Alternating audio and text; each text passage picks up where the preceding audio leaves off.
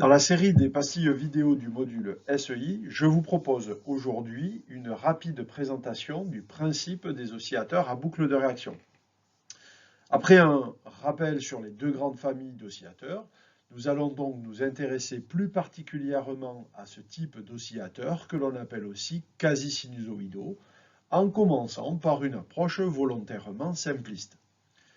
Je présenterai ensuite la technique d'étude que nous allons appliquer, connue sous le nom de critère de Barkhausen, et j'illustrerai l'application de ce critère dans un exemple didactique. Bien évidemment, ce travail sera complété par des exercices proposés dans les séances de TD en présentiel à l'IUT. Parmi les fonctions en électronique, l'oscillateur est certainement la boîte la plus magique. Alimenté par une tension continue, un oscillateur est capable de générer un signal de sortie dont la forme d'onde sinus, carré, triangle, rampe, etc. est parfaitement définie en fréquence et en amplitude. Faire clignoter une LED ou produire un son sur un haut-parleur, c'est mettre en œuvre un oscillateur. Et pour un électronicien débutant, c'est toujours une source d'émerveillement et de motivation. Alors, il existe deux grandes catégories d'oscillateurs. La première est basée sur un mécanisme de charge de condensateur, soit à travers une résistance, soit à courant constant, qui est rebouclé sur un comparateur à hystérésis. Ce type d'oscillateur très fréquent en basse fréquence permet d'obtenir facilement des formes d'ondes carrées ou triangulaires. On retrouve beaucoup de circuits intégrés basés sur ce principe pour des fréquences variant entre quelques Hertz et quelques mégahertz, mais avec une stabilité en fréquence et une précision pas forcément garantie. On peut alors espérer obtenir un signal sinusoïdal en passant par exemple un signal triangulaire à travers une fonction non linéaire de type conformateur, mais ces techniques sont aujourd'hui totalement abandonnées. La catégorie d'oscillateurs qui nous intéresse dans le cadre de ce chapitre est celle des oscillateurs à boucle de réaction que l'on appelle aussi les oscillateurs quasi-sinusoïdaux.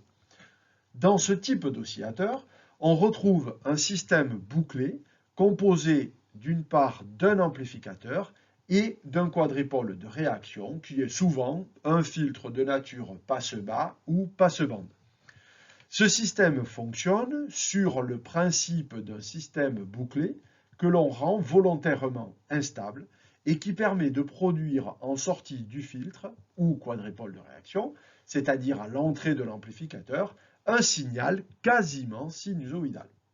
Cette configuration donne naissance à un autre type que l'on appelle l'oscillateur à résistance négative et qui fera l'objet d'une prochaine pastille SEI, mais que l'on peut classer dans cette même catégorie. Pour une première approche, je vous propose de vérifier que l'hypothèse où le dispositif à boucle de réaction oscille est réaliste. Alors, dans un premier temps, on ouvre la boucle et l'on injecte sur l'entrée de l'amplificateur un signal sinusoïdal. Cet amplificateur possède ici un coefficient d'amplification K négatif et l'on obtient en sortie un signal sinusoïdal inversé. Comme le quadripôle de réaction est un filtre, le signal en sortie va être déphasé. On recherche alors dans un premier temps une valeur de fréquence qui nous permet d'obtenir un signal sinusoïdal en sortie du quadripôle avec la même phase que celui d'entrée. Une fois que cette fréquence est trouvée, on va ensuite ajuster la valeur de K afin d'obtenir ici, sur la sortie du quadripôle de réaction, la même amplitude que le signal d'entrée. Dans ces conditions, on pourrait alors refermer la boucle et l'oscillateur continuerait ainsi de fonctionner.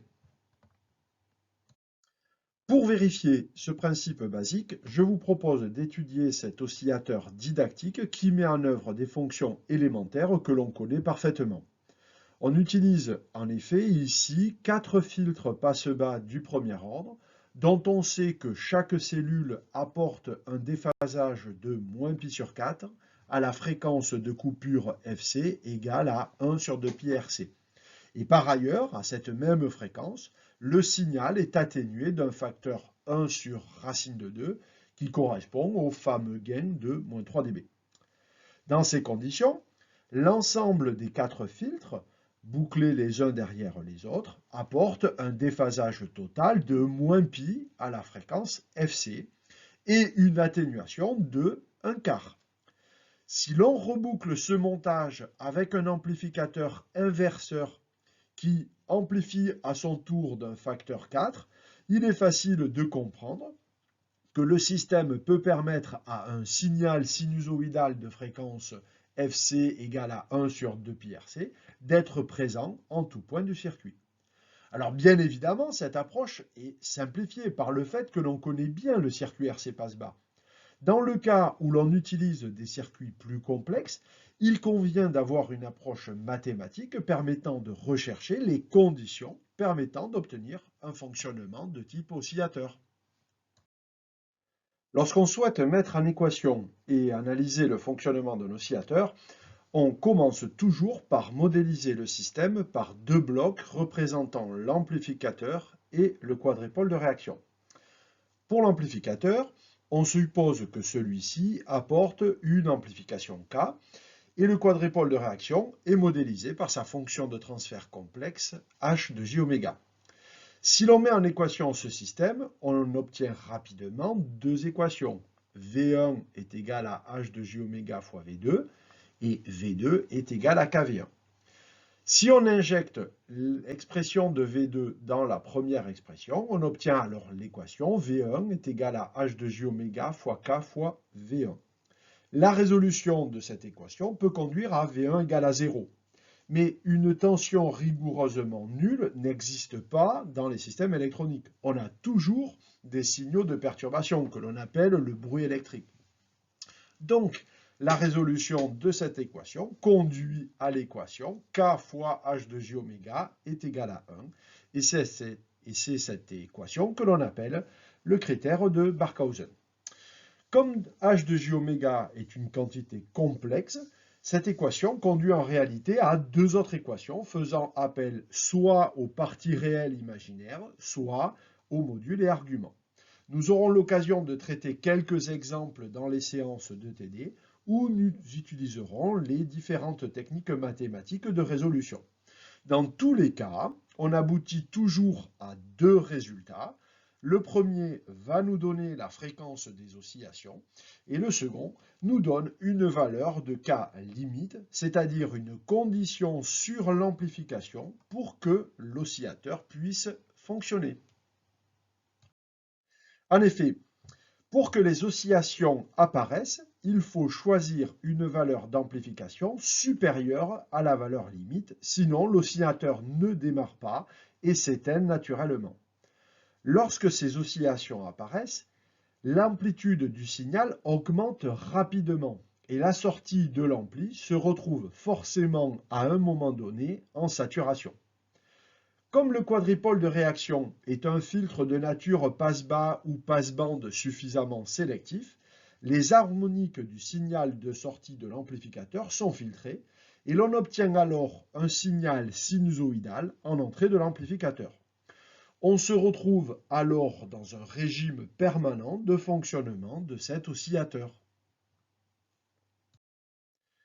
On vous propose ici une application du critère de Barkhausen sur un autre exemple didactique dans lequel on retrouve une structure similaire au premier oscillateur, mais avec seulement 3 filtres passe-bas. La première étape consiste donc à modéliser ce schéma sous la forme de deux blocs. On reconnaît un montage amplificateur inverseur entre VA et VB. Donc, l'amplification que l'on appelle ici A est égale à moins R2 sur R1. On connaît parfaitement la fonction de transfert d'un filtre passe-bas du premier ordre, 1 sur 1 plus JRC oméga. Comme nous sommes en présence de 3 filtres qui se cascadent par l'intermédiaire de montages suiveurs, on obtient une fonction de transfert B de J oméga qui est le produit de ces fonctions élémentaires. Et l'on obtient donc la fonction de transfert complète, 1 sur 1 plus JRC oméga, le tout au cube. L'application du critère de Barkhausen conduit à écrire AB est égal à 1. Cette équation complexe se résout en 2 étapes. On commence dans un premier temps par déterminer la fréquence des oscillations en s'intéressant à l'argument. Donc on sait que l'argument d'un produit de nombres complexes est la somme des arguments. Donc ici, argument de A plus argument de B de J oméga est égal à 0. L'argument de B de J oméga, c'est un nombre complexe ici dans lequel on fait apparaître un cube et une inversion. Donc l'inversion va se traduire par un moins et le cube va se traduire par moins 3 fois l'argument du nombre complexe élémentaire 1 plus JRC oméga. Comme l'amplification A est négative, eh bien l'argument de A est égal à moins pi. Et donc on se retrouve à écrire moins pi moins 3 arguments de 1 plus JRC oméga est égal à 0. L'argument du nombre complexe A plus JB, avec un A qui est positif, est bien connu puisqu'il s'agit d'arctangente de B sur A. Comme ici ce petit a est égal à 1, eh bien on ne retrouve que le RC oméga, donc dans la fonction arctangente. Et donc on retrouve l'expression moins pi moins 3 arctangente RC oméga est égal à 0. On peut ensuite isoler le arctangente RC oméga, et donc de l'autre côté de l'équation passe le pi sur 3. On peut donc ensuite continuer en disant que RC oméga est égal à tangente de pi sur 3. Tangente de pi sur 3, c'est évidemment un nombre remarquable puisqu'il s'agit de racine de 3. Et donc, on a abouti à la valeur oméga est égal à racine de 3 sur RC, qui est l'expression de la pulsation des oscillations.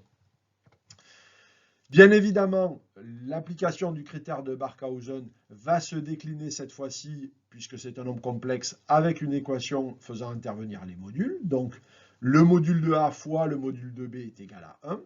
Le module de A, c'est ni plus ni moins que R2 sur R1, donc on supprime le signe moins. Et le module du nombre complexe B de J oméga, eh bien ça va être le module de la fonction de transfert élémentaire, mais évidemment au cube, c'est-à-dire 1 sur racine de 1 plus RC oméga au carré, le tout au cube est égal à 1. Maintenant, on peut remplacer le oméga par l'expression racine de 3 sur RC. Et lorsqu'on effectue toutes les simplifications, on vous invite à le faire crayon papier sur un petit support pour voir que cela fonctionne, on obtient une valeur R2 sur R1 est égale à 8. Donc la condition pour que cet oscillateur puisse fonctionner sera donc R2 sur R1 supérieur à 8. On vous propose donc de vérifier avec le simulateur LTSpice le fonctionnement de l'oscillateur précédent. Pour que les oscillations prennent naissance dans l'étude des oscillateurs avec ce logiciel de simulation, il est indispensable de créer une petite perturbation au démarrage de la simulation. En effet, si l'on oublie cette perturbation, le simulateur va trouver la solution la plus simple, à savoir une tension nulle en tout point du circuit. Ce qui est logique, car il s'agit d'une des solutions possibles dans la résolution du système, on l'a vu précédemment. Alors pour créer une perturbation, on introduit ici un petit décalage dans l'ordre d'apparition des tensions d'alimentation des ampli-op. Il est aussi possible d'ajouter dans une branche du circuit une petite tension qui s'annule par la suite du montage. Si l'on revient à la condition précédente, eh bien on va bien vérifier ici que le rapport R2 sur R1 doit être supérieur à 8. En effet, si l'on met une résistance R2 de 70 kg en sachant que la résistance R1 est de 10 kg, eh bien le rapport n'est que de 7 et on voit que les oscillations eh bien, en fait, ne restent pas et évidemment s'atténuent assez rapidement. Dans le cas contraire, c'est-à-dire si l'on prend R2 égale à 90 kg, donc un rapport R2 sur R1 égale à 9, donc supérieur à 8, eh bien les oscillations apparaissent. À vous maintenant de vérifier en utilisant le fichier de simulation disponible sur mon site que la fréquence des oscillations correspond bien à celle prévue.